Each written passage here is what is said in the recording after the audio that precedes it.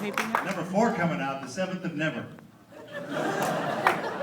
Does your book still scream? No.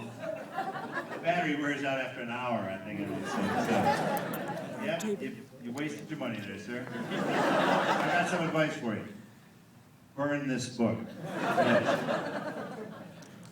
All right, thanks very much. Good night. Now you little trained monkey. Whatever you want to know about this movie, now's your chance. Or don't care. Are you gonna see? Who's gonna see all 3 of them? Who's never seen the movie? Right here. Never seen the movie. Never seen this movie before. Do you like car crashes? You like roadkill on the side of the, like armadillos all splattered on the side of the road?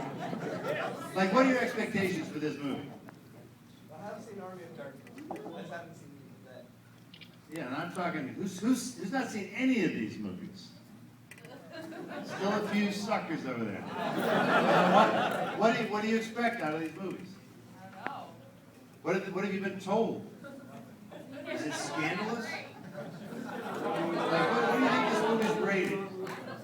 B. Think this is PG-13? G-rated? Yeah, G for like gross. Now, do you like horror films though, ma'am? Kind of. What are you doing here? Oh my God, kind of? Well, you should sit near the aisle because when you get a little tree rape scene, you might have to go. Yeah. Many women are sensitive to Dutch elm disease. Now would be the time to make a quick exit. You can keep that car running in the parking. We're gonna stay on the whole time. No one, so you have not seen this movie. Wow. Which one's your favorite? Which one's my favorite? I think part 2. It's kind of I do, just for a bunch of reasons. We had a lot of creative control. We had a little more money. We knew more of what we were doing. I wasn't as ham of an actor as I was. There was a ham, just under ham.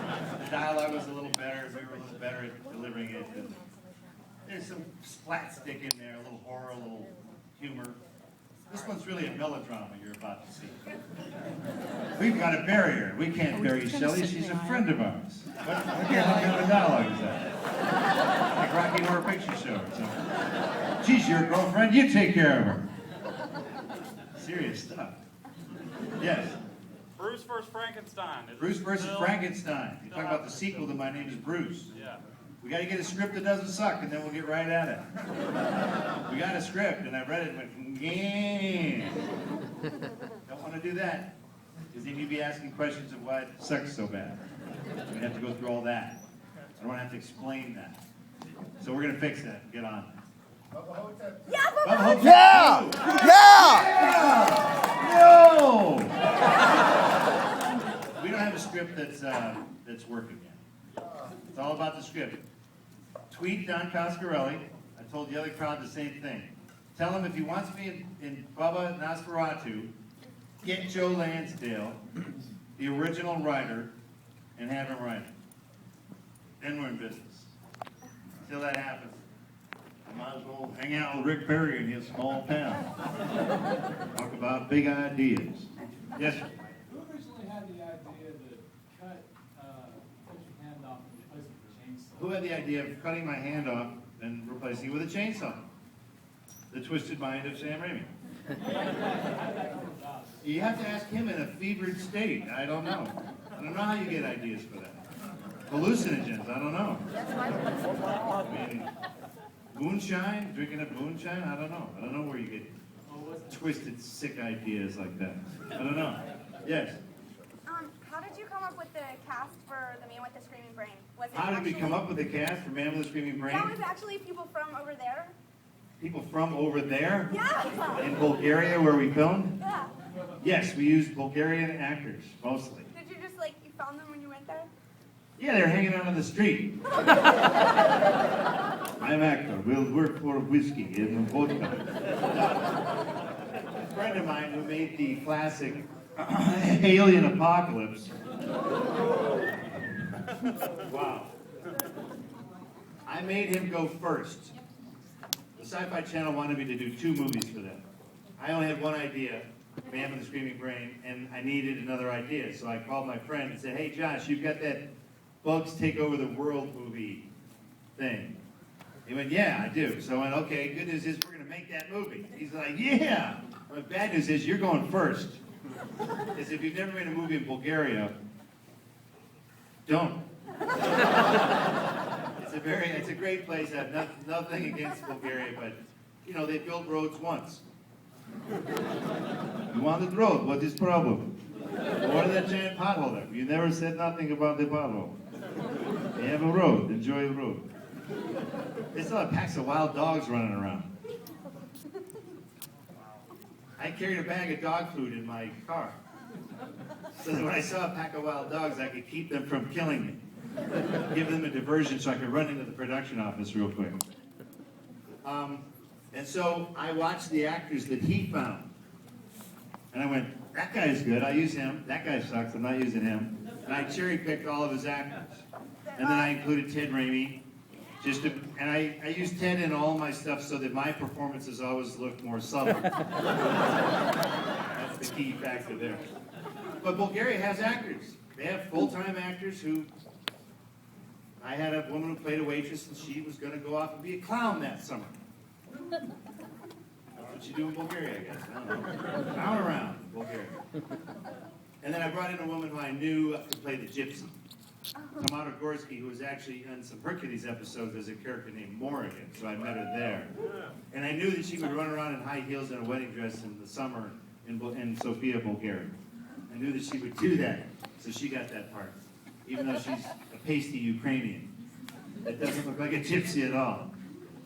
And would we use real gypsies, you're asking? No, we wouldn't. They have no written language.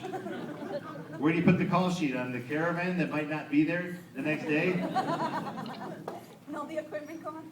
If you ever get panhandled by a gypsy, good luck. Because they take their little baby with the one arm, the baby that's missing an arm, and they shove the stump into your face and go, money, money, money, money.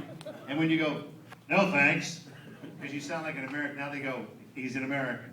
Because here's how Americans walk. When they talk, they all talk like that. I'm an American. I'm from Texas, Rick Perry. Small town, big ideas.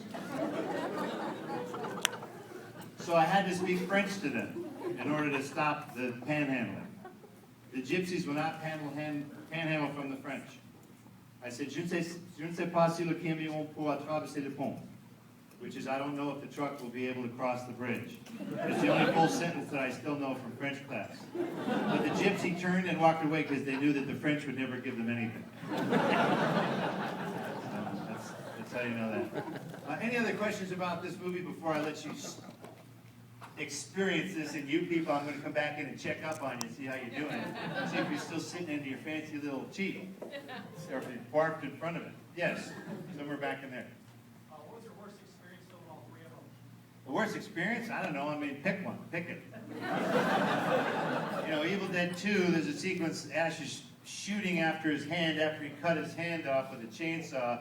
Now he's shooting at it, it's flipping him off and running around and he's shooting holes in the wall. Then all the holes started to, gush blood and hits me in the face from all the gushing blood. Well, in order to do that sequence, the blood had to come straight out of the wall. So we tried it with pumps, and the pumps would go, and the blood would sort of get up to speed. Sam wanted an instant, he needed it to be instant. It had to come straight out and hit me directly in the face. How do you do that? Turn everything sideways. So now, turn your heads this way as I go this way. Okay? Now I'm standing straight up. Because you're looking like this. So now the 55-gallon drum of blood is directly above them. So they're going to pull the plug. And so we're like, hey, how do we know if this is going to hit me directly? The whole set is turned sideways. And I'm lying on a board to keep me straight. So it all looks like I'm standing up. We turn the bookshelf sideways, the windows sideways, everything. So he let one drop out and hit me directly in the forehead. Sam Raimi's like, okay, we're ready, let's do it. I'm like, Sam, how long is this gonna take to empty? It's a 55-gallon drum full of blood. Sam asked the effects guy, he's Mr. Safety. How long is this gonna take to empty? And the effects guy goes, 55 gallons worth. Sam goes, well look, Bruce, if you're drowning, just wave your hands all over the place. I'm like, that's what I'm supposed to do anyway. He goes, just shut up and do it. He just stopped arguing. He doesn't want to discuss it anymore. It's too logical. Just shut up, we're gonna do it. So they pulled the plug and we did one version of black blood, one version of red blood, and for the next month, anytime I blew my nose, there was nasty shit coming out of there. It forced its way up my nose into whatever crevasses are under and in there. My eye was leaking, you know. No, it wasn't, but you get it. So, that's any given day of filming any of those movies. Army of Darkness, I'm strapped into a board because we're doing a special effects split screen shot of me and the two-headed god. Evil Ash, good Ash.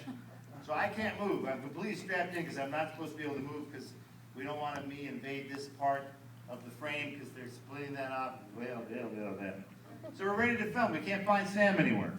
And I hear him giggling behind me. There's a whole bunch of stands and equipment all around me. You can't even see back there. He goes, are you ready, mister? Are you ready? He starts hitting my ankle with a 2x4. I'm like, is he fucking hitting my ankle with a 2x4? Are you ready, mister? Are you ready, mister? I'm like, this is how he gets me ready for this shot? I want to kick him in the face, but I can't, and he knows that I can't. That's why he's doing it. Any given day. That could happen to anyone. In this movie, we filmed a sequence after I cut my girl's head off with a shovel. Yes, with a shovel, lady. And the head spins in the air, and then the headless body lands on top of me and rides all over me and spews shit from the neck into my face. You'll see it, don't you worry. So then I throw the body off and run down the hill, and during one of the takes, I ran down the hill and wrenched my ankle like I've never wrenched it before. But we gotta keep filming. So now I can't walk. Now I'm doing this. And now Rob and Sam Raimi, and then my other partner, Rob Tappert, they both get sticks all of a sudden. Now they have sticks. I'm like, what are you gonna do with those sticks? They're gonna poke me in the ankle with those sticks.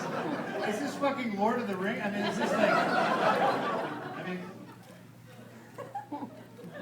this is my partner, this is my friend. He's poking me with a stick. And I can't believe what he's doing, so I start laughing, going, guys, no. But I was crying. Wasn't even laughing. It was pain, but they thought I thought it was funny, so then they thought it was funny. So you'll see in the scene where I go to, after my girlfriend, Linda, gets infected, she gets a pencil in the ankle. You'll see that too, ladies. She gets a pencil in the Achilles heel, then it gets infected later. So I come in to check on her, and you can see it pretty obvious, like tender limp, because I just had my ankle poked with a stick. I was hitting with 2x4. Anyway, I hope you enjoy the experience more than I did in making these movies. And I appreciate you guys coming out tonight. Have a good show. Thank you. Yeah.